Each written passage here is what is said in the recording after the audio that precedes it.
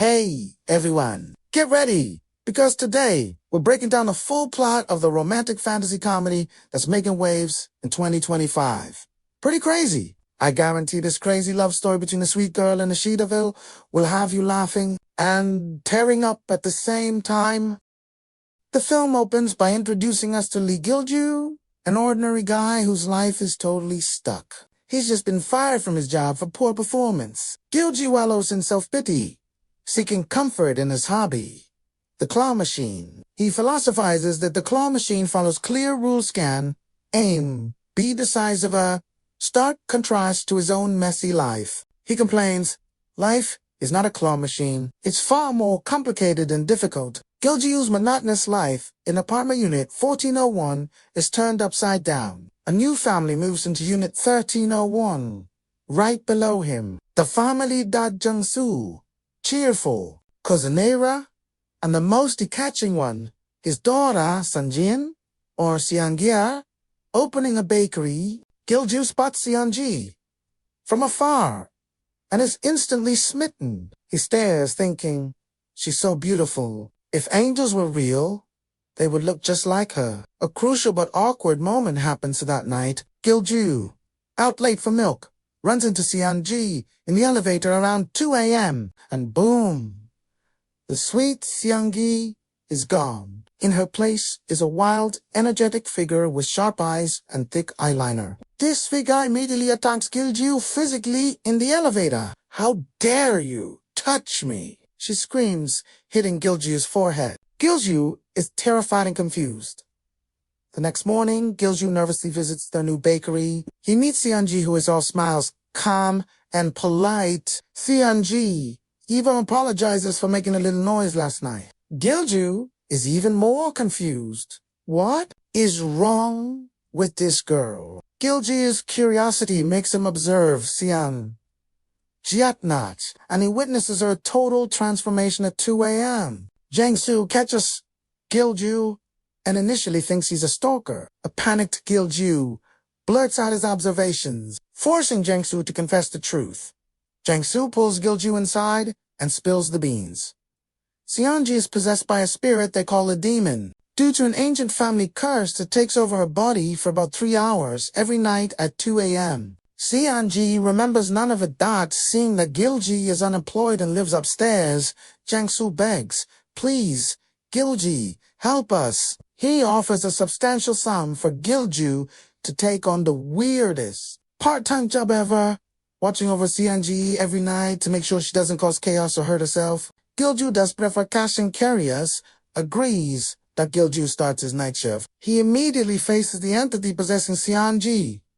The entity, cocky and claiming to be a high-ranking demon, tries to intimidate Gil-gu. Gil-gu even tries exorcism methods he saw on TV, but the entity just laughs. That stuff is only in the movies. It won't work. Era and Jang-soo give him tips. The entity hates Minchako but loves the Goang trampoline. Essentially, if Gil-gu could make it sincerely happy, its possession time would be reduced.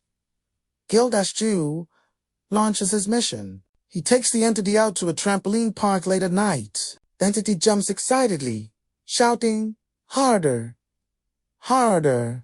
The possession time is slightly reduced. One tense night. Possessed Seon Ji suddenly runs out to the Gunho Bridge and jumps into the Han River. Gil-gu is petrified since he can't swim. He screams for help. It turns out Moon-young, the spirit in Seon Ji's body, is an excellent swimmer because Seon Ji used to be a swimming athlete. Jang-soo and Ara are furious. They forgot to tell Gil-gu that the entity also hates water. Realizing he needs to be more genuine, Gil-gu takes the entity on a day trip to the beach while Seon Ji is asleep and the entity is in control. Despite Gil-gu driving for hours, the entity only cuts the time by 5 minutes, reasoning that Gil-gu did it with the intent to get rid of it. Gil-gu protests. Finally, Gil-gu tries something different. He takes Moon-young to a beautiful flower garden. He asks Moon-young to pose and smile so he can take a picture. Moon-young initially refuses. How dare you tell a demon to smile? But after Gil-gu playfully taunts her, Moon-young finally offers a big smile. Gil-gu says, the photo looks great. Surprise! The possession time is cut by 30 minutes. Gil-gu tries to ask for the entity's real name, but it just gives him a fake one. While trying to figure out the curse, Gil-gu meets an exorcist who claims the entity is just an easily removable wandering spirit. Gil-gu is tempted, but the demon reads his mind and threatens him. The emotional turning point comes when Gil-gu finds the possessed Seon Ji looking weak and terrified because the exorcist is hunting her. Gil-gu protects her. Moved by his sincerity, the spirit finally breaks and reveals her true identity. She is no demiguise. She is the spirit of a young woman named Moon who tragically died 100 years ago as a sacrifice. She was full of sadness and rage. She possessed Seon Ji's ancestors because her sealing jar was lost, and she just wanted to experience a loving family. She confesses that she pretended to be a demon so people would stay away and not hurt her. Moon is crying. She reveals that on the 1000th full moon, which is imminent, she will vanish forever into eternal darkness with all her painful memories. The only way for her to find peace is to be sealed back in her original jar for the remaining 50 years of her designated peacetime.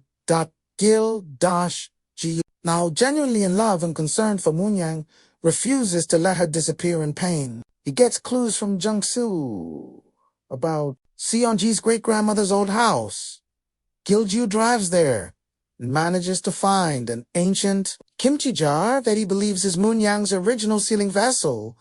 On the night of the full moon, Gil-gu brings the jar. He sincerely tells Moon, "I hate that you have to vanish like this. I want you to forget everything and go to a good place." He highlights all the kindness he saw in her. Moon weeps, deeply moved by Gil-gu's sincerity. Gil-gu hugs her and says, "You're lonely and hurt, aren't you? You've been through a lot." Gil-gu asks her to say her real name one last time. Moon finally whispers, "Moon." Gil-gu begins the final, sincere ritual. "I command you, Moon, leave this body and enter this jar." He repeats it, looking into her eyes. He asked Moon to smile one last time. After she smiles, Gil-gu delivers the final command, whispering, "Goodbye, Moon." The spirit of Moon leaves Seon Ji's body and enters the jar, finding peace. Seon Ji collapses.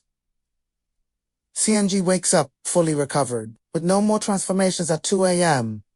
She pursues her dream and goes abroad to study baking in France. Jung-soo sells the bakery. Ara opens her own shop. Gil-gu, after all this crazy experience, gets back to work, now with a new sense of purpose and confidence. The movie ends with a smiling Gil-gu taking a call from Seon Ji, who is checking in from France, hinting that their unusual romance will continue.